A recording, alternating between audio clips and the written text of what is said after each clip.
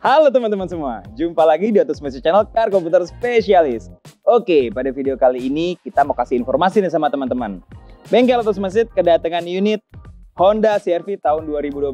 Tapi datang ke bengkel kita ini unitnya di towing karena mati total. Jadi menurut informasi dari customer kita, pada saat digunakan tiba-tiba mati total dan gak mau nyala lagi. Akhirnya yaudah sampai deh nih unit di towing ke bengkel kita. Nah, buat teman-teman yang pengen tahu trouble dan detail perbaikannya seperti apa, saksikan video ini terus sampai selesai.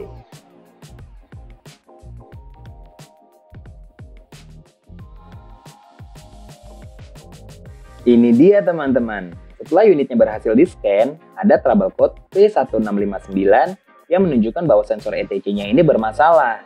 Berdasarkan dari hasil tersebut, langsung aja nih dilakukan proses pemeriksaan detail oleh teknisi kita. Nggak lupa juga kita melakukan proses pengecekan di bagian baterai, wiring harness, hingga konektor-konektor yang terkait.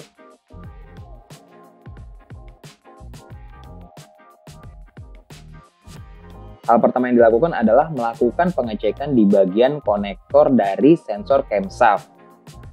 Dan lanjut, kita juga melakukan proses pengecekan di bagian sensor ECT.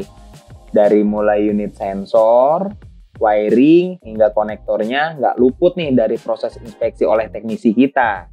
Dan lanjut, kita juga melakukan proses pengecekan di bagian konektor full pump untuk memastikan bahwa bahan bakar ini dapat mengalir dengan normal.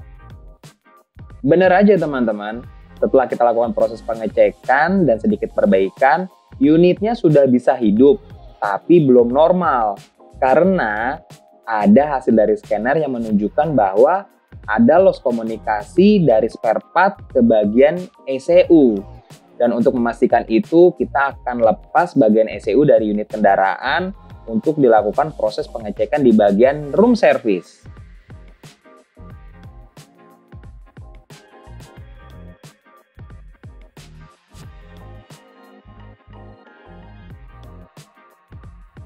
Sebelum dilakukan proses pengecekan, cover ECU harus dilepaskan dari bagian PCB untuk dilakukan proses pengecekan apakah ECU ini masih normal atau tidak.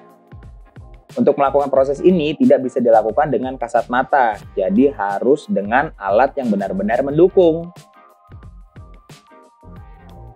Nah, menurut hasil dari pengecekan oleh teknisi servis kita, memang di bagian ECU ini ada kerusakan karena ada beberapa jalur yang terputus karena mengalami kegosongan. Oleh karena itu, dilakukanlah proses penservisan perbaikan ECU.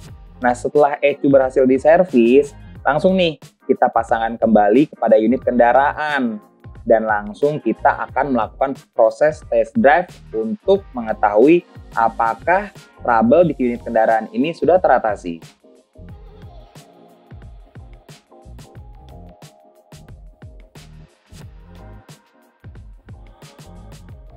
Oke teman-teman, sekarang kita lagi melakukan proses test drive.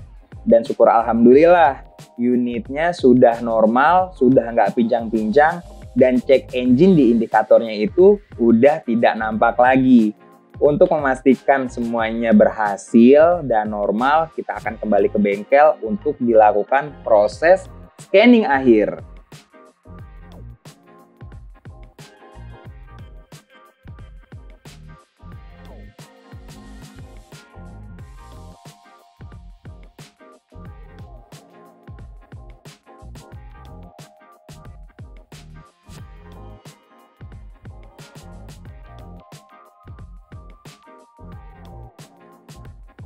Alhamdulillah teman-teman, unitnya sudah kembali normal, semua trouble dan masalahnya sudah teratasi. Tadi setelah melakukan test drive dan hasil scan akhir, sudah normal semuanya.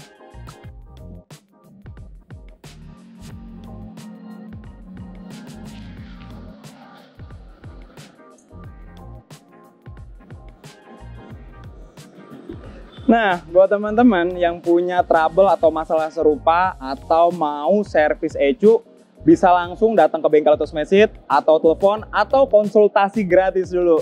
Jangan lupa, Autosmesi Car Komputer Spesialis. Sampai jumpa!